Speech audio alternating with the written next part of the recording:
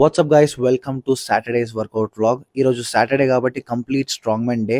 So first మేము deadlift ladder తో start చేసినాము. 180 కేజీస్, 200, 220 అండ్ 240 కేజీస్ తో ladders.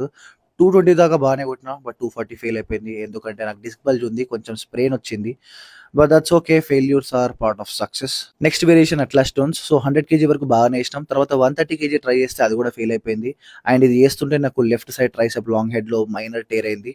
But that's okay, bad days వస్తూనే ఉంటాయి. We just have to make them good. తర్వాత నేను నా నెక్స్ట్ వేరియేషన్కి వెళ్ళిపోయినా, యాక్సెల్ ప్రెస్. వీడేంద్ర భాయ్ మజిల్ టేర్ అయిన తర్వాత కూడా మళ్ళీ చేస్తుండు అనుకోకండి.